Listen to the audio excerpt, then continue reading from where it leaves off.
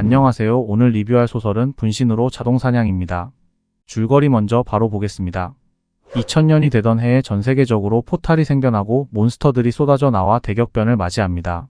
전 세계 인구의 절반 이상이 죽고 모두들 멸망을 생각할 때 특별한 능력을 가진 초인들이 생겨나기 시작합니다.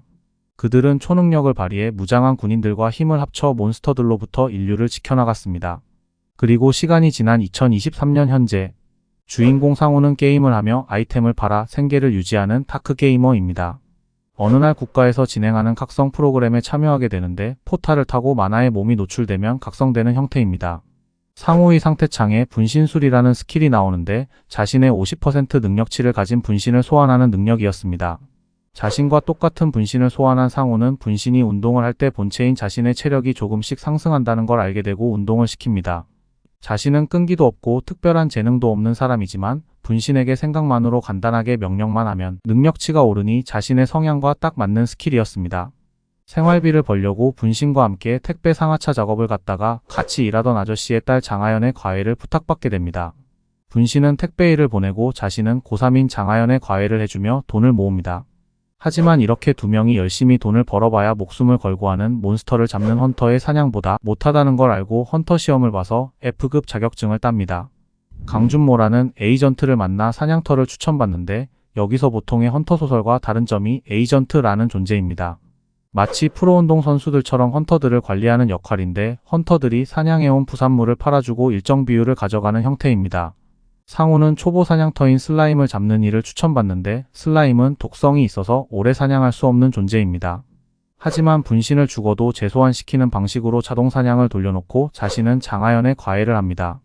과외도 하고 대학도 다니면서 지내던 중 분신술의 레벨이 올라 분신을 총 2명까지 소환할 수 있게 됩니다. 이제부터 진정한 개사기의 시작입니다. 본체는 과외를 하고 분신 1호는 헬스장과 무술도장에 나가고 분신 2호는 사냥을 합니다. 분신 2호가 간 사냥터에는 살기가 없는 분신이 몬스터와 상성이 잘 맞아서 대박을 터뜨리는데 하루 2천만 원을 벌어들입니다.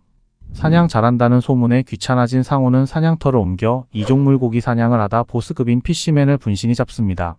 줄거리를 여기까지 말씀드리는 이유는 앞으로 스킬도 사서 익히기도 하고 훈련을 하기도 하고 레벨이 오를 때마다 분신이 한 명씩 늘어납니다. 어차피 큰 맥락은 분신 늘리면서 점점 강해진다는 내용입니다. 이 소설은 여러모로 아쉽다고 생각하는데 분신이라는 재밌고 신선한 소재로 이 정도밖에 이야기를 못 풀어냈다는 게 아쉬울 따름입니다. 일단 자잘한 거슬리는 점들 몇 개만 이야기해 보겠습니다. 첫 슬라임 사냥을 하면서 분신으로 일주일에 700을 벌었다고 했는데 끈기 없고 게으른 주인공의 성격을 소설에 몇 번이나 설명해 놓았으면서 굳이 장하연의 과외를 본캐가 한다는 건 이해가 안 가는 상황이었습니다. 그리고 슬라임 사냥 시에도 독성 때문에 F급 헌터 기준 6시간 이상 사냥을 못한다면서 분신은 일주일 동안 사냥하고 역소환됐다고 상우가 말하는데 이 당시 상우의 능력으로 분신은 본체의 50% 능력치인데 그럼 3시간밖에 사냥이 안 되는 게 아닌가 의문이 들었습니다. 175였던 상우의 키가 3cm가 컸다면서 아직 성장판이 닫히지 않았는지 꾸준한 운동으로 신체가 성장하고 있었다고 설명하는 내용은 너무 빈약하게 이유를 갖다 붙인 게 아닌가 생각이 듭니다. 어차피 헌터 소설인데 헌터 각성이나 신체 능력치가 오름으로 키가 좀 커졌다고 설명하면 되지 않았을까 합니다. 상우와 사부 소드시커의 대화 수준도 초딩들 대화처럼 느껴질 때가 한 번씩 있고 그냥 이 소설의 대화 수준이나 말투 같은 것들이 유치할 때가 많습니다. 하지만 가장 크게 거슬리는 점은 간간이 문체나 설정들이 너무 유치하게 느껴질 때가 있고 초반엔 분신술이라는 소재가 신선하게 느껴져서 재밌었는데 중후반으로 갈수록 점점 부족한 내용 전개와 후반의 급전개 방식의 마무리는 아쉬운 부분이라 생각합니다. 이 외에도 자잘하게 거슬리는 내용들이 많이 있지만 소설 평가 댓글들을 보니 킬링타임용으로는 괜찮은 것 같습니다. 어느 정도 거슬리는 단점들을 무시한다면 볼만한 소설인 건 맞는데 제 취향으론 다른 재밌는 소설도 많은데 굳이? 라는 생각을 하게 됩니다. 분신으로 자동사냥 소설의 제 평점은 6점입니다.